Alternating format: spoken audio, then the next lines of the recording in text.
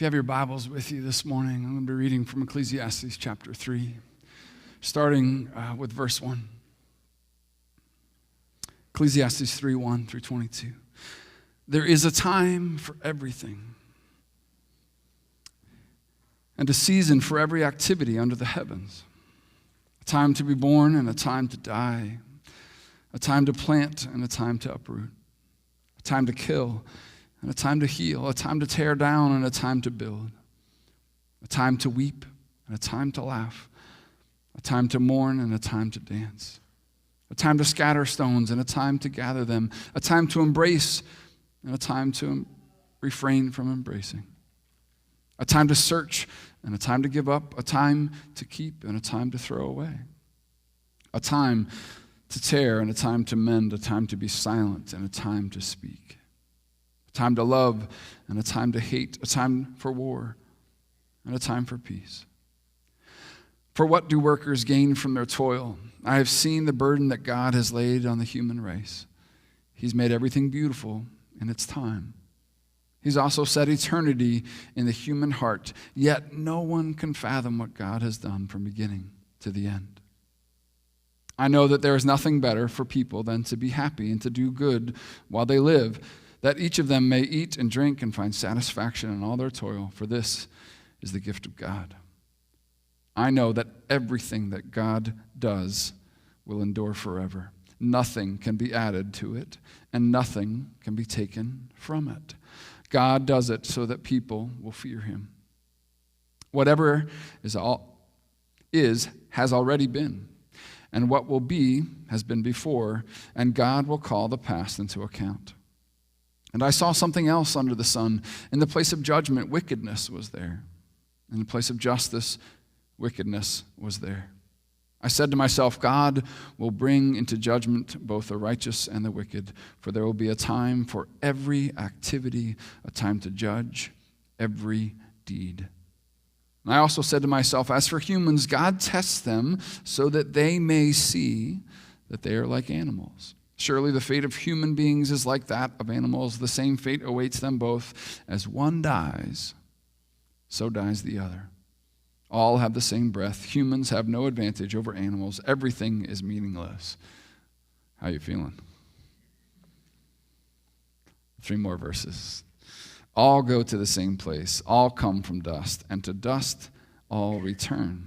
Who knows if the human spirit rises upward and if the spirit of the animal goes down into the earth?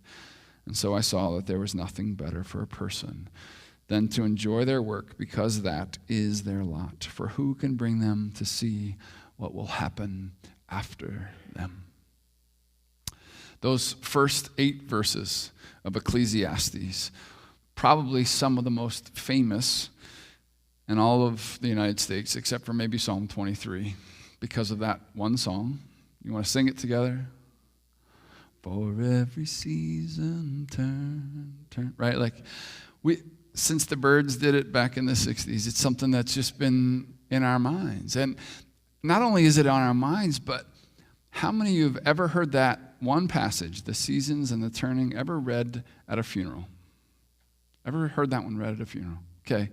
Most of us, in some way, shape, or form, especially funerals where maybe the person didn't have a relationship with God, it gets read over and over. People don't even necessarily believe in God. We hear those words, that for every season, there's a time to be born and a time to die, to plant and uproot, to kill and to heal.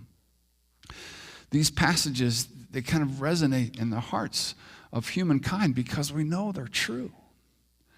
We know that there are seasons in life, and that resisting those seasons, most of the time, it's just futile. But here we are in this series on Ecclesiastes, and I just want to remind us a little bit about the history, right?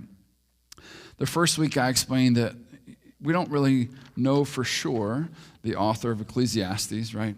Ecclesiastes 1 actually says it's the son of David, the king, right? And therefore, for a long time, people thought it was Solomon, but then when you read further into the book, you realize that maybe it was just someone who was writing like Solomon, with kind of a Solomon mind behind it.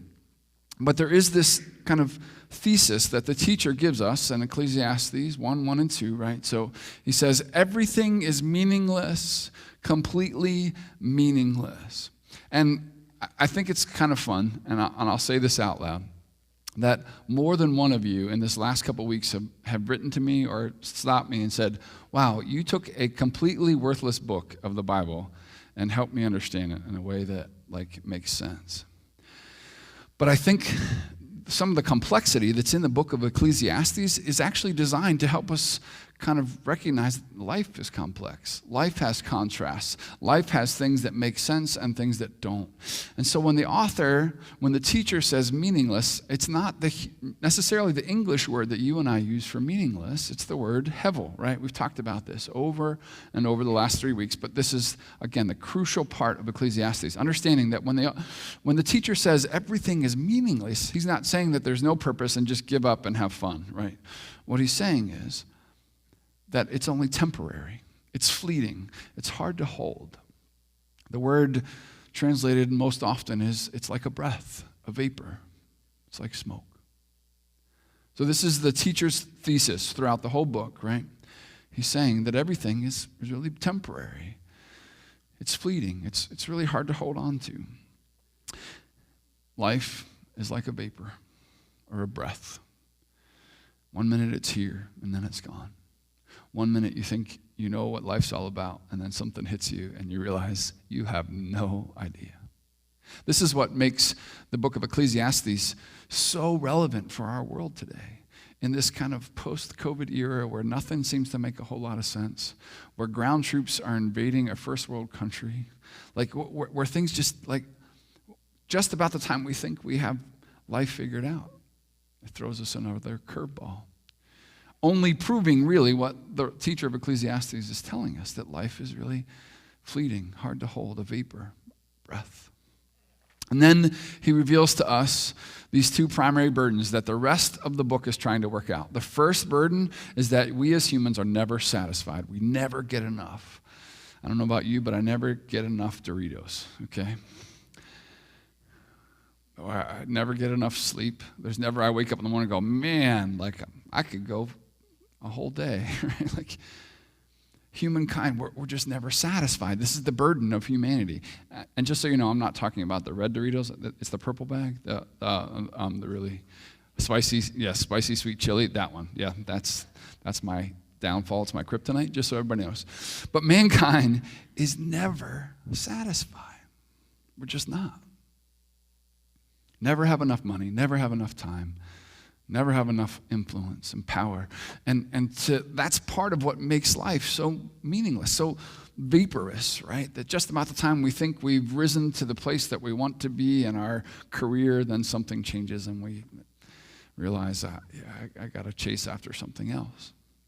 The other problem that the teacher of Ecclesiastes is helping us deal with is that we very rarely find genuine meaning. Very rarely do we find purpose. Very rarely do we discover what it is that we've been put on the earth to experience. And these are the two main problems that you and I have universally for generations upon generations. Since the fall of mankind, we've struggled with this reality that we're never satisfied, and so very rarely do we find true meaning. And last week, the teacher kind of went through this search for meaning, right? And remember the experimental hedonism from Ecclesiastes chapter 2, right? He just decides to throw himself. When wisdom didn't work, he tries to throw himself into all these other places that we think might bring meaning or purpose or value. Laughter, wine, houses, gardens, workforce, music, sex, power, right? All the things that humans run after, chase after to try and fill that emptiness inside. To try to fill that need for fulfillment. And so the teacher runs after all these things experimentally, tries them all out, and what's he say? It's hevel, right? There's nothing left. And when he tries out all these things that make him feel good, then he's like, okay, let's try the opposite. Let's try hard work. Let's just try and throw myself into the deep end of the pool and create all of these amazing houses and gardens and parks and all these things, and let's see what happens. Do I get fulfilled there? The same, he says, verse 22, his response is, what do people get for all the toil and anxious striving with which they labor under the sun? All their days, their work is grief and pain. Doesn't that give you hope? Even at night, their minds do not rest. This too is hevel. Hevel. So whether it's just making ourselves feel good or working ourselves to the point of exhaustion, it all turns out the same, temporary, fleeting, like smoke. It's there for a moment and then it's gone. So his conclusion, right? Verse 24 from last week. A person can do nothing better than to eat and drink and find satisfaction in their own toil. This too I see is from the hand of God, for without him, this is like the pivotal moment in the first 2 chapters of Ecclesiastes. The teacher takes our minds off of the things that make us feel good, our food and our laughter and our relationships and our hard work. Right? He takes our eyes from off of those things and he causes us to look up. And he says, for without him, without God, who can eat or even find enjoyment? All these things, all these experiments that the teacher went through, the reality is that we only can experiment with those. We can only work hard because God gives us the life and breath to work hard. This is his conclusion. And then when we get to Ecclesiastes chapter 3, which we just read together, we start to kind of, the teacher goes from the common pursuits of humankind, right? Like relationships and laughter and wine and money and acquisition and power, right? Like he kind of takes a break from all those things that we think are going to make us feel good. And then he stops and he starts to look around and recognize that there's this seasonality to life. There's this kind of rhythm to life. And that's what we just read about. Time to be born, a time to die, to plant, and a time to uproot, to kill and to heal, right? I'm going to show them to you, all 14 pairs. Remember, at the beginning, 2 weeks ago, I said that Ecclesiastes is full of these comparisons and contrasts, right? Where the teacher sets aside, alongside of each other, these realities of life, and then he compares and contrasts them, right? So let's just take a look at the 14 seasons of life that are described in Ecclesiastes 3, 1 through 8. Birth and death, plant, uproot, kill, heal, tear down, build, weep, laugh, mourn, dance, scatter, gather, embrace, refrain, search, give up, keep, throw, tear, mend, silence, speak, love, hate, war, peace. I almost got it all out in one breath. But can I ask you something? Is there really any experience within the context of mankind that is not captured here? I mean, just think about it for a moment. Is there anything that we experience in life that doesn't fit under one of these 14 categories? What I believe that the writer of Ecclesiastes, the teacher of Ecclesiastes, is trying to do is trying to capture the fullness of the human existence in 8 verses. From birth to death and from war to peace. All of the human experience captured on one screen. You ever thought what your life would look like if all we had was just one screen to reflect the life that you've lived? If we just had one piece of paper to sum up the fullness of your life? Here's what I think the teacher is trying to do. He's trying to give us a comprehensive summary of all that we experience as humans. As he continues to search for meaning, as he continues to search for purpose and fulfillment. This is the list. Okay? Now, I just want to make a couple of observations here about this list, right?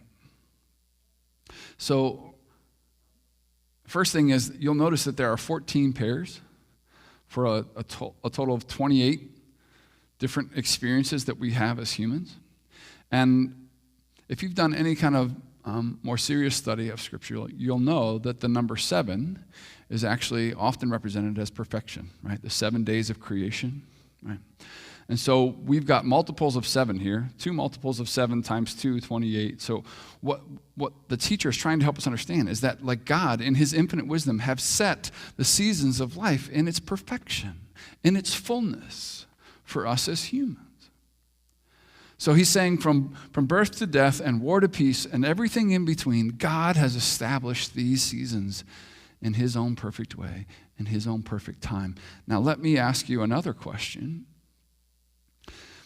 If this, in fact, is a summary of all the experiences that we have of humans, how much influence do we actually have in any of these one categories? How much control do we really have over birth and death and killing and healing and tearing down and building up? Like, you see that what the teacher is trying to help us understand, that God has established these seasons of life in his perfect wisdom, and to help us understand that we're human, that we're finite. Okay? And I think, stick with me for a minute on this list. I think there's two main ways that we can interact with this list. The first one is that list can either cause us to feel hopeless or hopeful. Okay, so let's go back to the list again, right? There's a lot of painful things here. Death and uprooting and killing and tearing down and weeping, scattering and searching, right? Like, if you're not careful, it's really easy to just see this list as pretty hopeless. Like, well, I didn't have a whole lot of influence on my birth, and I'm not going to have a whole lot of influence on my death. You know what? Sometimes I can try to make myself happy, but man, weeping always shows up when I don't want it to.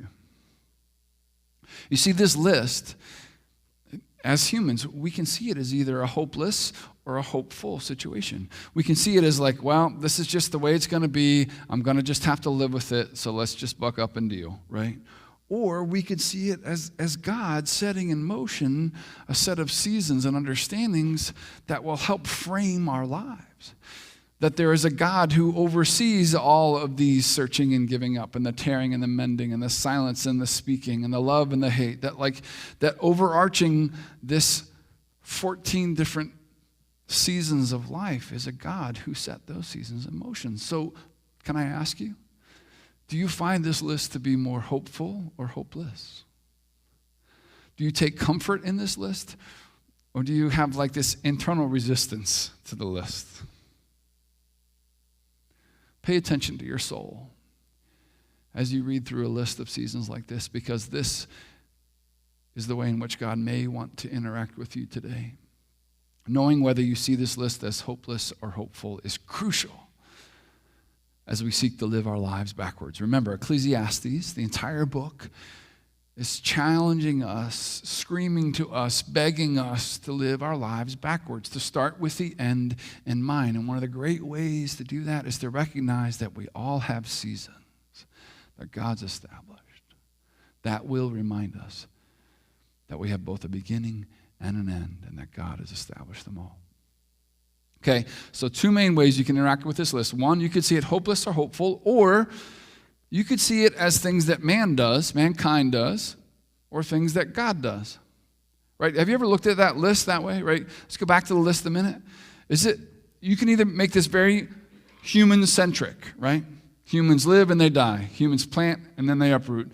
Humans kill and then they heal. Humans tear down and then they build. Humans weep and then they laugh, right? This sounds like a very humanistic approach to the seasons of life. All things that we as humans do. We scatter and gather. We love and we hate. We create war and we create peace. We give silence and we speak, right?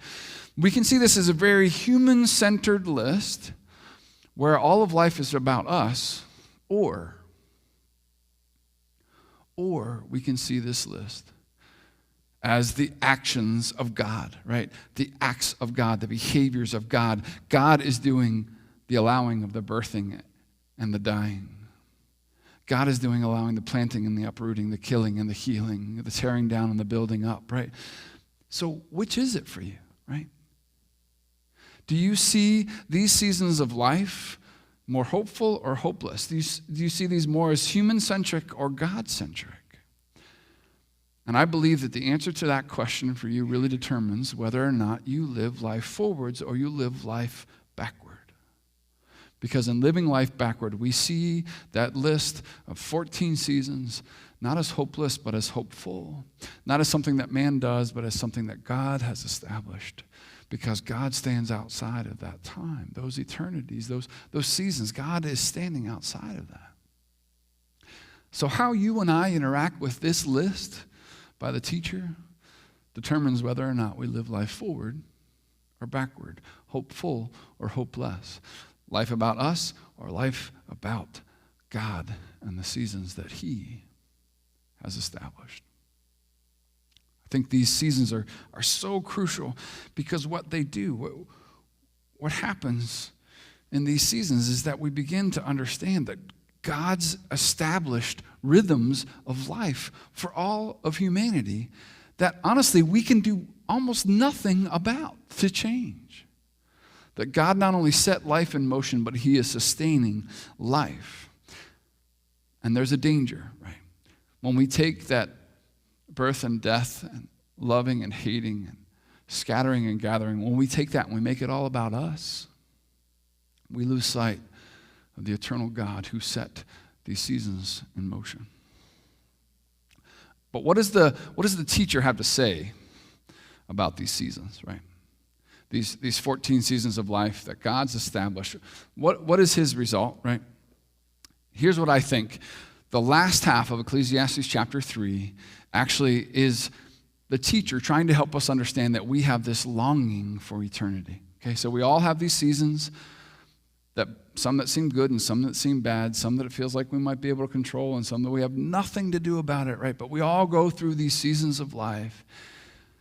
But the reason for the season, according to the writer of Ecclesiastes, is because God has placed in us this longing for eternity, for something more than just this rote spinning of life and death and good and bad and love and hate, right? That God's planted inside of us a longing for eternity. And we're going to see that in just a minute. Starting at verse 9. The Ecclesiastes writer says, what do workers gain from all their toil? What do we get? What's the sum of our lives, right? What would it look like if somebody took a piece of paper and on an 8.5 by 11 wrote down all of our lives? What would there really be left? What do workers gain from their toil? I have seen the burden that God has laid on the human race, right? So what the teacher is trying to help us understand, that we go through these seasons and most of the time it feels pretty miserable, okay? Can we be honest with that? That most of the time it can easily feel hopeless. It feels kind of stuck, right? What do workers gain from their toil? The teacher asks. I've seen this burden. And then he goes in verse 11. Okay, so let me back up one sec. So this is where Ecclesiastes 3 gets kind of both beautiful and complex, okay? In this moment, the teacher has listed a comprehensive understanding of all of the perfect seasons of life that God has established for humanity. And then he responds with this statement. What does it matter? What does it really even matter? And I've seen the burden that God has laid on mankind. And what the teacher is trying to help us understand is that our little slice of eternity, right? Our finite years are given to us by God for a purpose, so that we might seek him. Stephen Olford says it this way: time is a fragment of eternity given by God to mankind as a solemn stewardship. I like that. Whatever time we have on this earth has been given by God to mankind so that we would steward it, that we would do something eternal with it, that would honor God. Not just fulfill our dreams, not just make us happy, not just build our 401k, not just give us a great place to retire and really meaningful vacations, but so that God might be glorified through our relationship, a stewardship, this fragment of eternity that you and I have been given. So are we stewarding well the time that we're given? It's what really the writer of Ecclesiastes is asking us. What are we doing with our fragment of eternity? And then he goes on to say that he, this being God, has made everything beautiful in its time. He has also set eternity in the human heart. I love that. That God has set eternity in the human heart, yet no one can fathom what God has done from beginning to end. This is the NIV. I want to show it to you in the New Living Translation because I think it just makes it all that more clear what God is doing. Yet God has made everything beautiful for its own time. He has planted eternity in the human heart. I like that idea. That God put this kind of like seed in the heart of every human, which is a desire for eternity. But even so, even though we have this desire for like eternal purpose and worth and value, and we have this longing, even so, people cannot see the whole scope of God's work from the beginning to end because we're not God. Because we're not God. Have you ever noticed that you and I have a tendency to want to try to change the things that God has established that should stay the same, and that we also, the things that stay the same, we want to change? Like, it's winter, so we can't wait for summer, and then in the middle of July, somebody's going to get on their Facebook page and go, where is the snow? Right? When we're young, we can't wait to get older, to get our driver's license, to be able to get married, and then we start driving and we're like, this is miserable. Why are there so many people on the road? Right? We go through these seasons of life. And the things that God has established as seasons that are meant to change, we try to hold on to and keep them from changing. It's why we try to make ourselves look younger than we actually are and keep the color in our hair a little bit longer than we want it to, right? Like, we're trying to resist the change of the seasons, while at the same time, God's establishing these regularity of seasons, right? Like, that's the longing for eternity in us. We want our lives to matter. We want our lives to last. We want our lives to have purpose and value. And so, according to the writer of Ecclesiastes, we go running after all these things, right? Maybe it's relationships. Maybe it's money. Maybe it's a job. Maybe it's a family. But all of us, in some way, shape, or form, we're trying to get our lives to outlive ourselves. Why? Because God's planted eternity in our hearts. God has planted eternity in the hearts of mankind. And yet, we kind of take that need for an eternal purpose and worth and value, and we run after things that God never intended. And that's what I call living life forward in a world that God designed for us to live our lives backwards. We take this yearning, this deep desire for meaning and worth and purpose and value, and we spend it on everything other than God. And then we wonder why we're empty. We wonder why we're lonely. We wonder why we're frustrated. The answer is right there. But even so, people cannot see the whole scope of God's work from beginning to end. Even though we have eternity, we have just enough eternity planted on our hearts to know that there's a God, but not enough eternity to be God. Does that make sense? There's just enough longing for eternity in our hearts to know that there is a God who created the seasons and is ordaining our lives, but not so much that we can play God. And when we begin to play God with that longing for eternity, that's when the meaninglessness creeps in. Okay, longing for eternity is what I believe that the writer of Ecclesiastes is trying to help us understand with these 14 seasons. The good and the bad, the life and the death, the love and the hate, all of it is designed to remind us that there is a God who is eternal, and we are not it. Then the writer goes on, Ecclesiastes 3, verse 12, I know that there is nothing better for people than to be happy and to do good while they live. That sounds a lot like the end of 2:24, right? The end of chapter 2. Like, in all of this, let's just find happiness in the things that God's given. Really, that can be taken one of two ways, okay? We can either take that statement as fatalistic, right? Eat, drink, be merry, for tomorrow we will die, right? Like, just get the best out of life, suck everything you can out of life down to the very marrow, because tomorrow you're just going to die. Or the way that I think the writer of Ecclesiastes is trying to help us to understand life is that's holding every season of our lives with an open hand before God. God, this is a season for life, for new life, for birth, and I'm grateful. God, I'm walking through a season of death right now, and I still am grateful. God, I'm walking through the season of love right now where I feel loved and appreciated and valued, and I have worth, and I'm grateful. And God, I'm walking through this season of hatred right now where the people I want so much to love me and accept me aren't doing that, and yet I'm still grateful. Because you are the God who is bigger than all the seasons. This is what I think the writer of Ecclesiastes is challenging us to do, to know that we're all going to go through seasons, some that feel good and some that feel bad, but to find the God in the midst of them. Verse 13, that each of them may eat and drink and find satisfaction in all their toil. This is a gift from God. So even the eating and the drinking and the working, that all of it comes from the hand of God at the end of the day. And then verse 14, I love what Ecclesiastes writer says, I know that everything God does will endure forever. Nothing can be added to it and nothing can be taken from it. God does it so that people will fear him.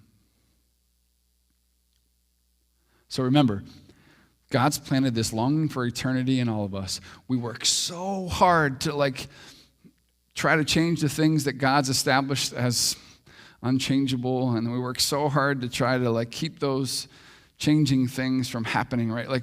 We have this innate desire to control our lives, to make the changing unchangeable and the unchangeable changing. That's our human condition. But what God is saying, we have this longing inside of us so that we will seek him. So that the very frustration that we have with the changing of life is so that we'll seek God. The very frustration and pain and hurt that we have when things change that we don't want to change or things stay the same that we wish would change, all of it so that we might seek him, that we might reach out for him, that we might understand who he is, that we might fear the living God. So what I'm seeing, the writer of Ecclesiastes is kind of bracketing this longing for eternity.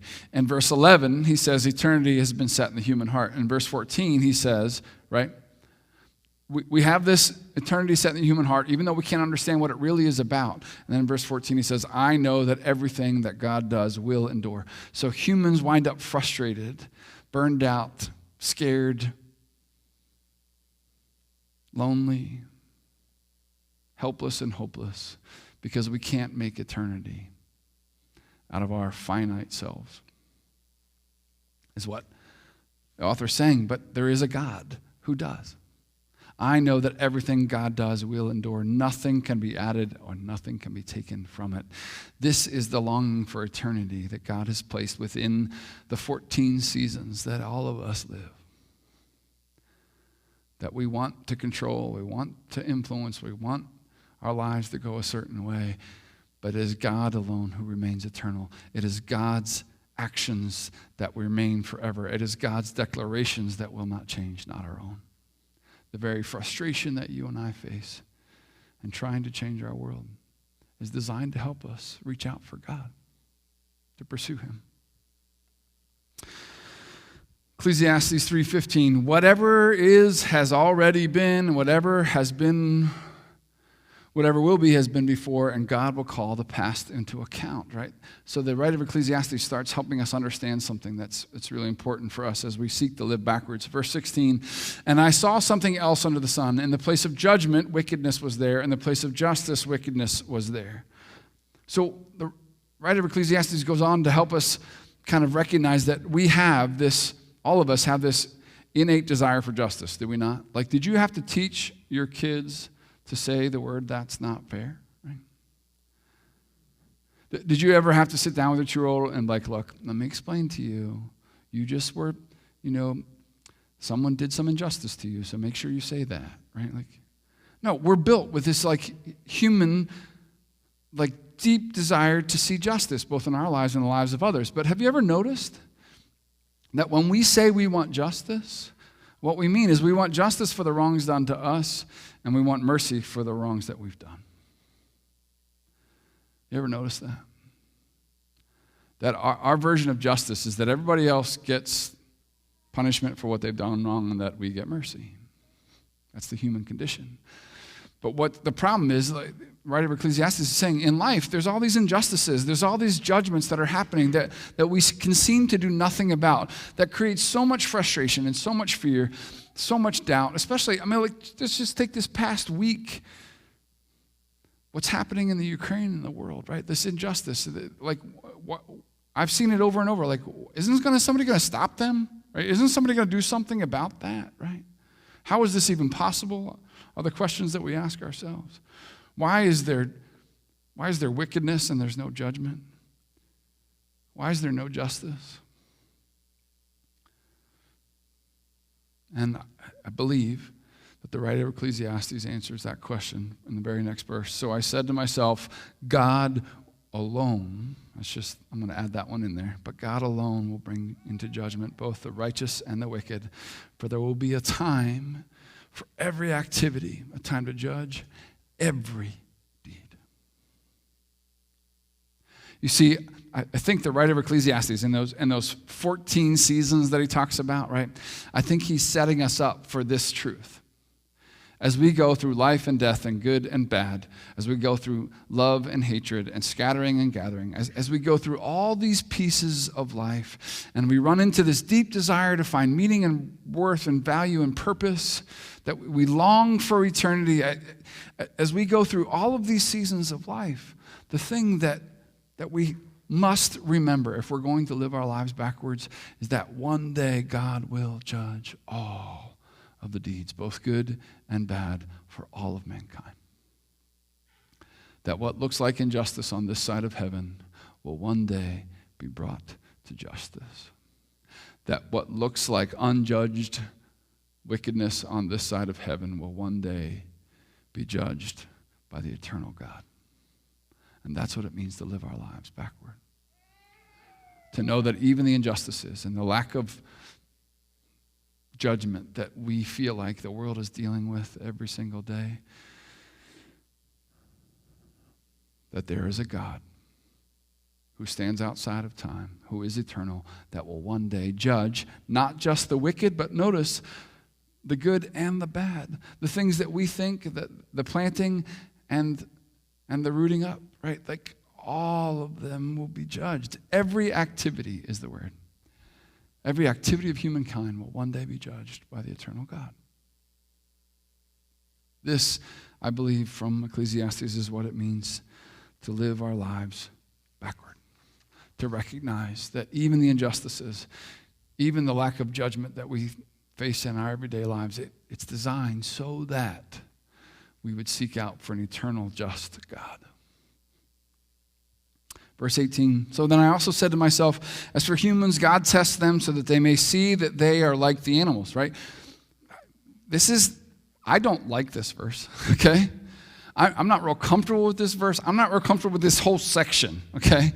I wish I could take these couple of verses and just chuck them out of the Bible. I really do. And it would be easy for us to do that. In fact, many of us, when we come across passages in Scripture that we don't really like or we're frustrated by, it's just like, I'm not going to read that. But would you lean into, for just a moment, would you lean into the disorientation that these verses create? Because the writer of Ecclesiastes has something important for us. As for humans, God tests us so that we might see that we are like animals. Remember, that we're human, that we're finite, that we're not eternal. Verse 19, surely the fate of human beings is like that of animals. The same fate awaits them both. As one dies, so dies the other. All have the same breath. Humans have no advantage over animals. Everything is hevel. When was the last time you felt like you had any advantage over the cow that you drove past on your way to church this morning? Right? You're like, wow, seeing the ground someday, buddy. Like, so just be honest, right? Like your beloved pet that you buried in the backyard. You see, the problem with humanity and with this longing for eternity is that so often we set ourselves up as God. We think we're better than all the other animals. We think that we deserve more. We think that we can control more. We think that we can acquire more. We do.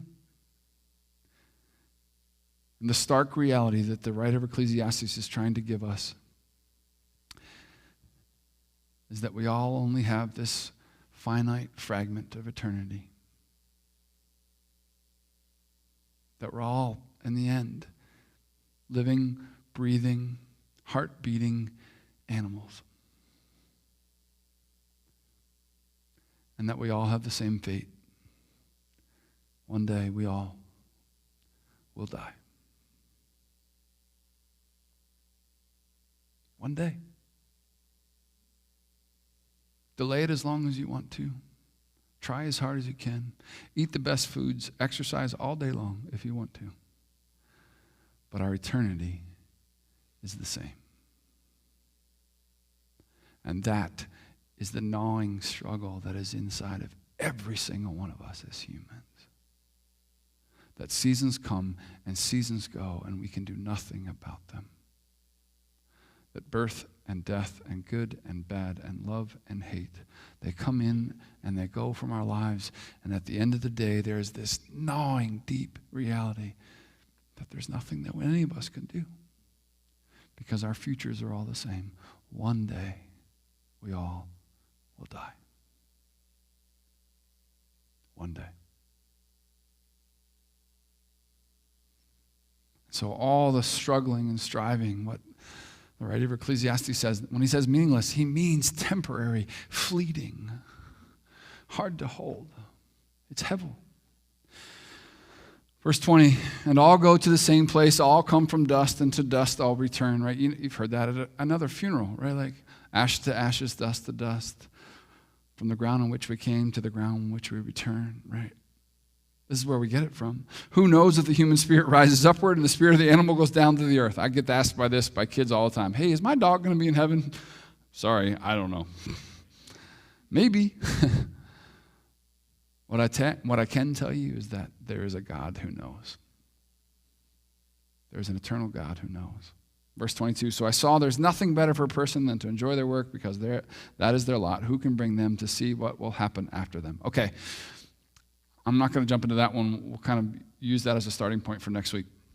However, this is my thesis statement for you today, and I leave it with you, okay? Living life backward means knowing our finite place in the infinite timeline of eternity as established by the eternal God.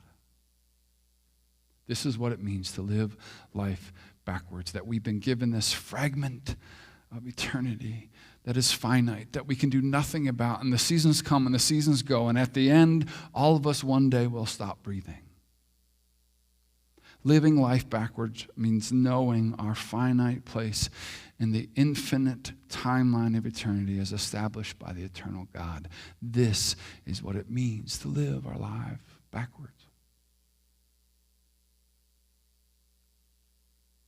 And then there's two main ways that we see that we're challenged to do that. The first one is that we have to embrace the brevity of human life, right? It's right there in verse 19. Surely the fate of human beings is like that of the animals. The same fate awaits them both. As one dies, so dies the other. All have the same breath. And humans have no advantage over animals. Everything is meaningless. What the teacher is trying to remind us, that like life is so very short.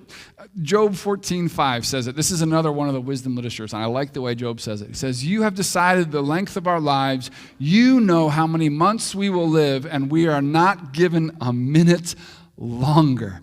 Sit on that one for a while, would you? You want to know how to live life backward? Know that the very months of your lives have been established by God, and we won't get 1 minute longer than He's established. Embrace the brevity of human life and know that it's all in God's hands. And the second way to live life backwards, embrace the brevity of human life and embrace the reality of God's future judgment over all of life. It should say over. I was going fast. God's future judgment over all of life. Okay, there it is in verse 17. God will bring into judgment both the righteous and the wicked, for there will be a time for every activity, a time to judge every deed. Not just the ones we want God to judge, but even the ones we don't want God to judge. Not just the ones that we see, but the ones that God sees all over the world, that every activity under the sun will be judged. Hebrews 9:27 says it this way: just as people are destined to die once and after that to face judgment. Like that is the human condition. We're only all We are all only going to die one time, and we are all only going to be judged one time. And here it is. So Christ was sacrificed once to take away the sins of many, and he will appear as a second time, not to bear sin, but to bring salvation to those who are waiting for him. Right? Like that's the whole point of Jesus coming, to save us from the judgment of the righteous, eternal God, the perfect, eternal God. Because it's appointed unto man once to die, and then comes judgment. This, according to Ecclesiastes 3, is what it means to live life backwards, to embrace the brevity of human life and the reality of God's future judgment over all of the world, over every activity, over every part of life, that God will one day stand as judge. Living life backward means knowing our finite place in the infinite timeline of eternity established by the eternal God. I want to do something this morning. We don't do it every Sunday, but some of the concepts that we've talked about today, they're deep, they're complex. In some ways, they're hard to hold on to, a bit like life itself. So as we close today, I'm actually going to invite the worship team back up. And this last song that we're going to share together, it helps to kind of reset who God is. It helps us to kind of reset where we are in the timeline of eternity. It helps us to kind of lean into the reality of the shortness of our lives and the judgment that one day will bring. So would you stand as we worship together, and can I pray for us that we would be able to take these truths and apply them to our lives.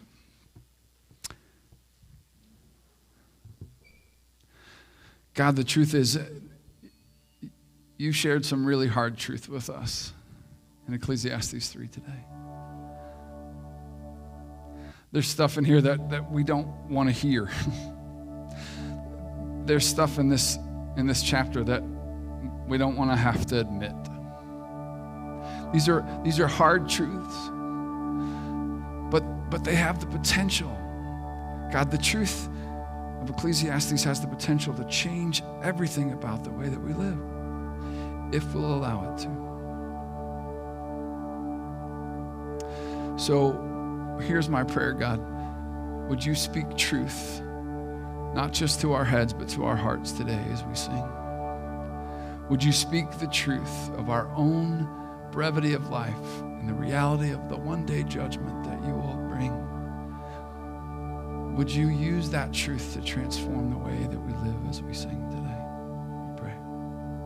In Jesus' name.